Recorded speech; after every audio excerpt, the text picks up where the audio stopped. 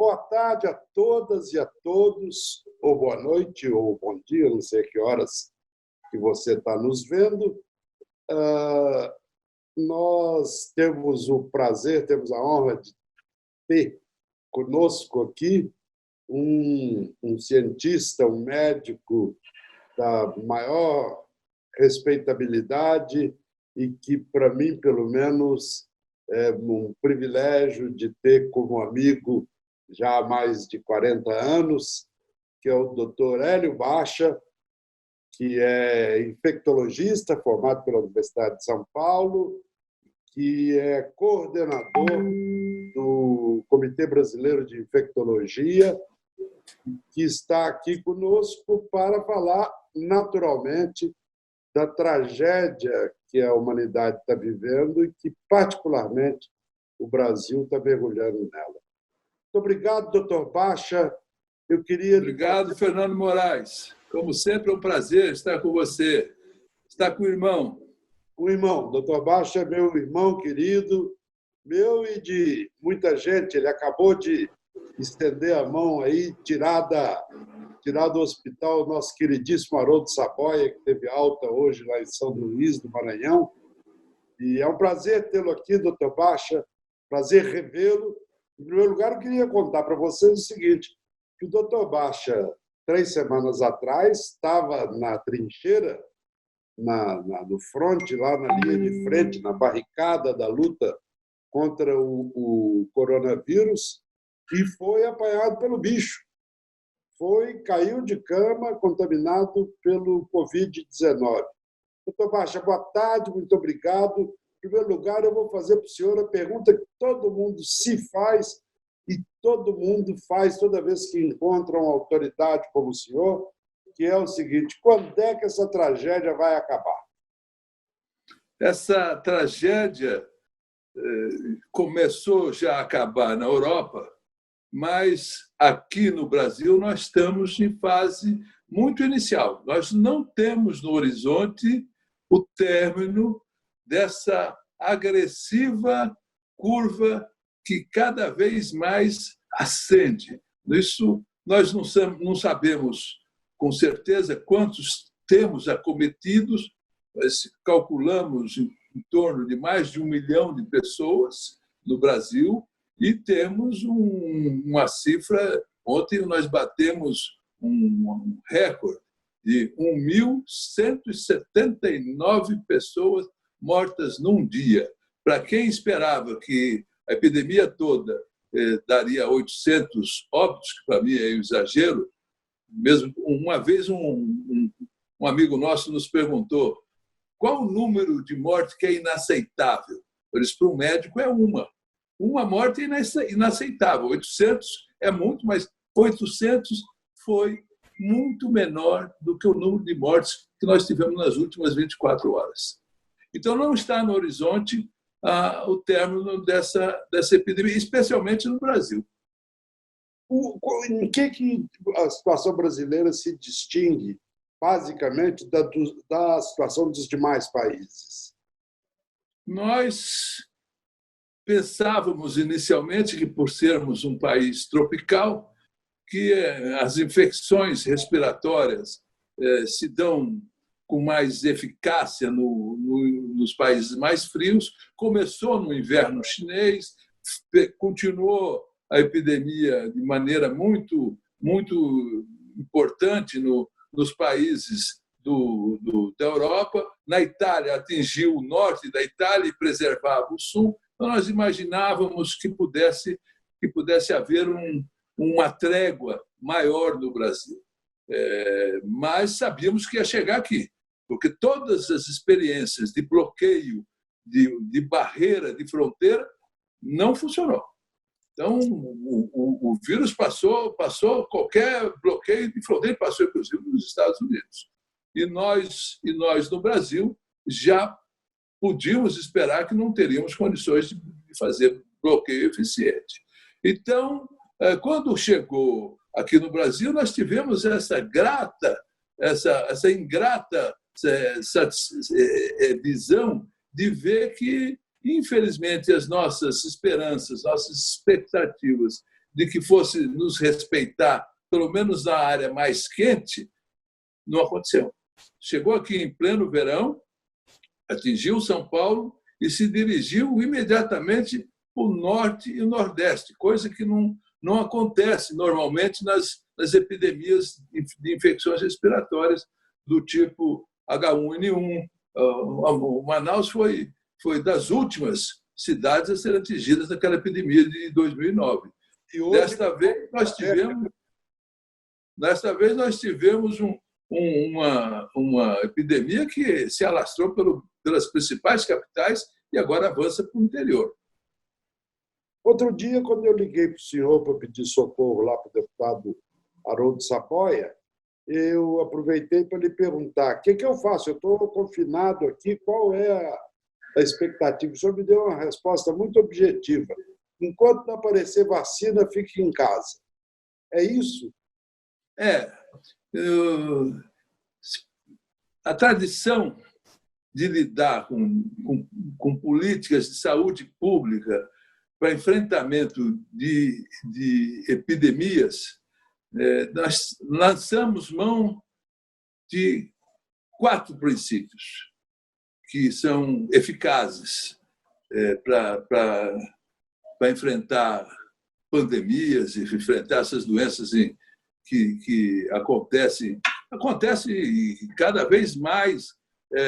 Nós temos que lembrar que nós passamos um período que nos deixou mal acostumados, que esse período de 1900, do pós-guerra, até a virada do século XX para o XXI, nós fomos bem preservados dessas grandes epidemias. Tivemos a gripe de 58, 59, tivemos a epidemia de sarampo de forma intensa, mas essas epidemias agudas, como tivemos nos últimos anos, febre amarela ameaçando cidades de São Paulo, Rio de Janeiro, Belo Horizonte, Brasília, o Zika vírus.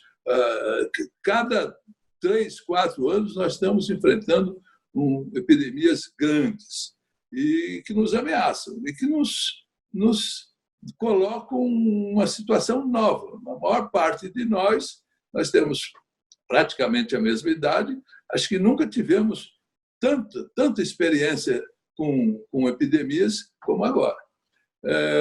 Nós temos 4 maneiras de enfrentar como técnicas de saúde pública. A primeira é ter uma medicação eficiente. A tuberculose, o HIV, nós conseguimos controlar, em parte, a pandemia através de medicação. Nós temos que ter disponível medicação eficaz. A segunda é a vacina. A vacina que fez, por exemplo, desaparecer a varíola, fez termos um controle da febre amarela urbana, fez um controle e quase que erradicamos, agora voltou, o sarampo. Uma série de doenças nós lançamos mão através dessa técnica de vacinação, que nós não temos para o coronavírus, assim como não temos a primeira opção também, medicamento. A terceira é o isolamento, essa é a clássica, que se faz desde tempos medievais. Vem a doença, se faz se esconder no castelo, se esconder na floresta, fugir. Essa é uma técnica antiga e também eficaz. E a quarta técnica é escamoteamento. O escamoteamento, muitas vezes, leva a uma condição eficaz também. As pessoas perdem o medo, morrem sem medo. O pânico desaparece. Mas é uma das técnicas. No mundo todo, nós vimos a técnica, já que não temos as 2 primeiras, nós tivemos a técnica do isolamento, do lockdown. E no Brasil se preferiu o caminho do escamoteamento.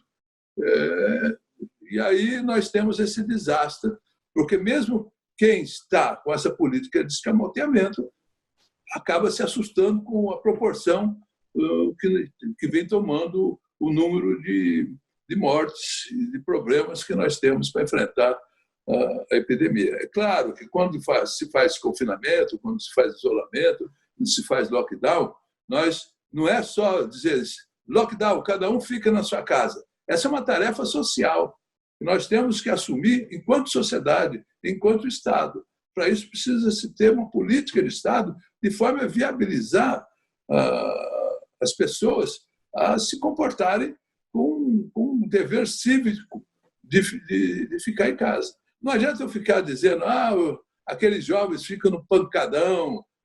Nós temos que dar condições deles se isolarem.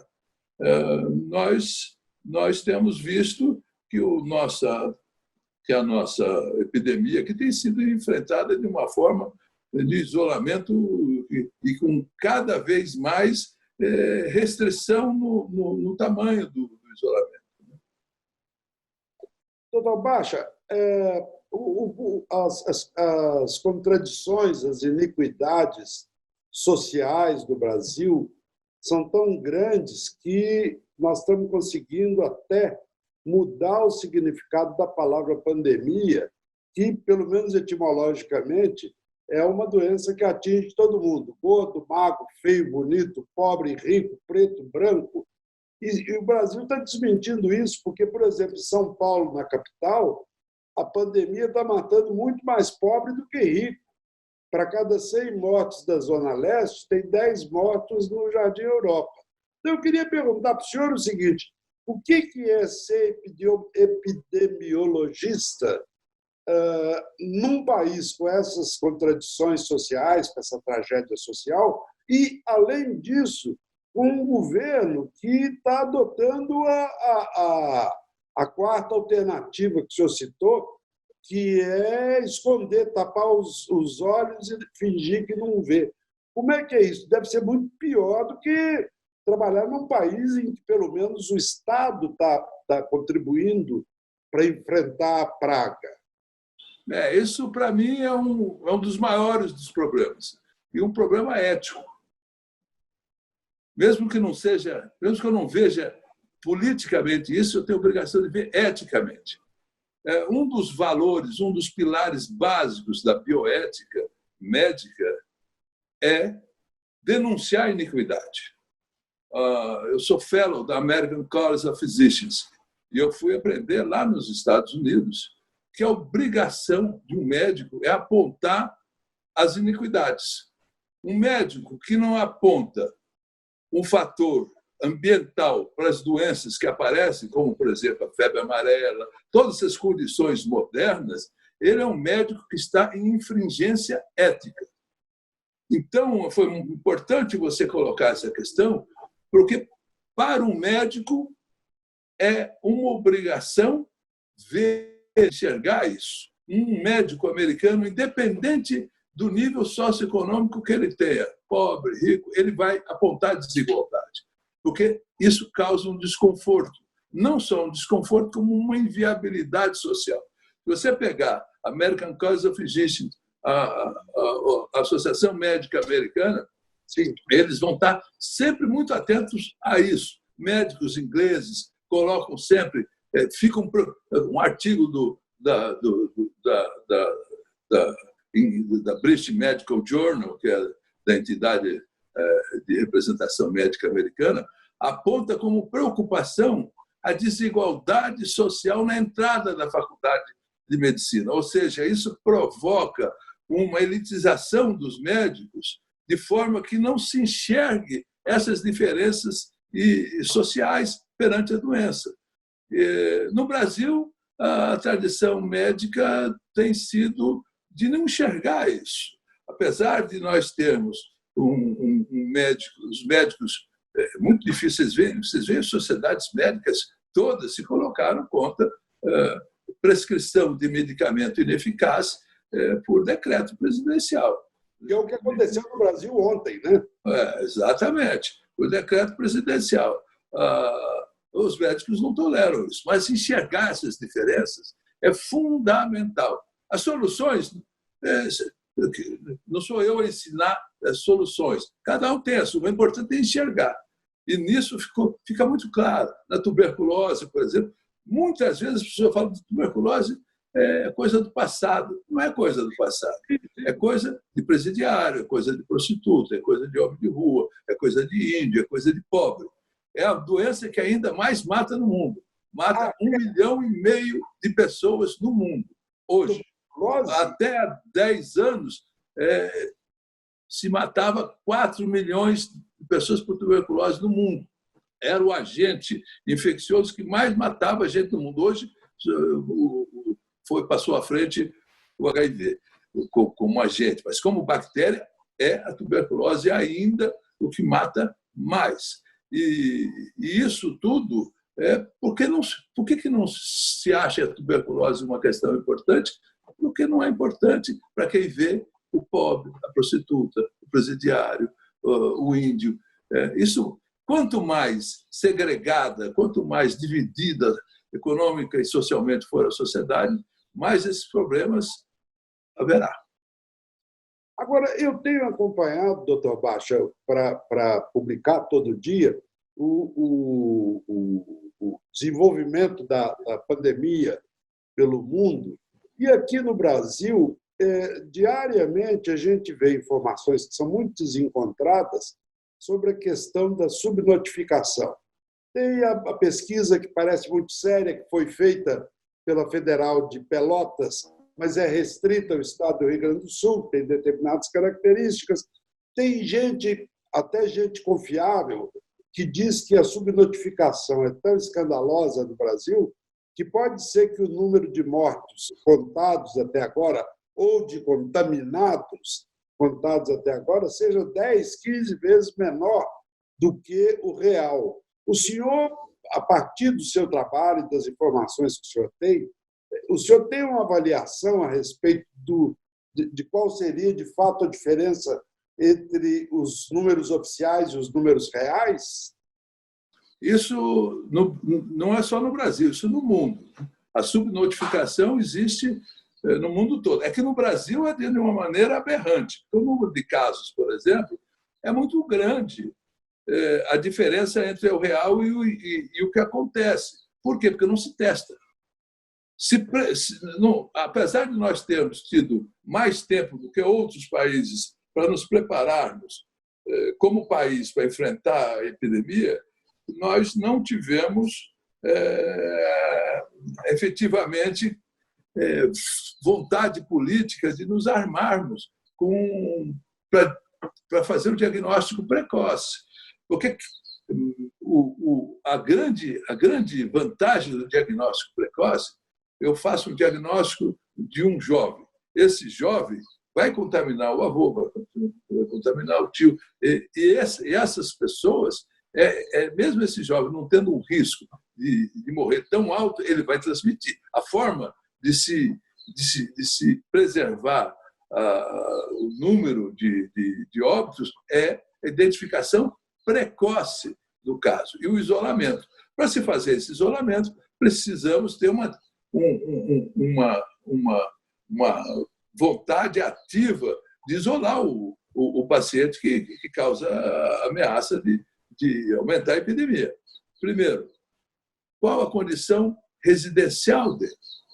Segundo, se não tiver condições na residência, porque há muitas residências multifamiliares, muitas residências onde convivem famílias numerosas, essa pessoa não... O encurtiçamento da população de São Paulo é muito grande. Então, não adianta jogar a culpa nele. Não, nós não vamos ter isolamento social porque as pessoas são pobres. Tem que haver solidariedade. Sem solidariedade social, isso não vai acontecer. Então, nós temos, primeiro, as escolas estão vazias. Por que não fazemos uma política de diagnóstico precoce e de isolamento, fazendo das escolas habitação provisória de isolamento? As escolas, os hotéis estão vazios. Nós temos várias alternativas para se fazer uma política ativa de isolamento social. Aqui nós dizemos, vai e se isole. as pessoas de bom nível socioeconômico, que têm moradias com conforto, com quartos, com vários banheiros, é uma facilidade de se isolar, que as pessoas que moram nesses cortiços não têm. Então, nós temos que fazer diagnóstico precoce e ter política de encaminhamento para isolamento efetivo. Agora, doutor Baixa, está todo mundo pensando, todo mundo tentando enxergar o que será o mundo depois do coronavírus, o mundo pós-pandemia. As grandes bíblias do capital, lá de Wall Street, da City Londrina, estão falando que o capitalismo, como a gente conhece, acabou. Mas, ao mesmo tempo, você vê uma pessoa com a experiência do Pepe Mujica, o ex-presidente do Uruguai, dizendo sim, vai vir um mundo novo depois do coronavírus, mas vai ser pior do que o atual. O senhor é, acima de tudo, um homem político, um homem com enorme experiência de ativismo político, de militância política. Qual é a sua visão, para a gente encerrar também, que eu não quero tomar seu tempo, porque eu sei que o senhor tem que ir para o hospital daqui a pouco. Estou roubando a hora que o senhor devia estar dando para algum doente lá.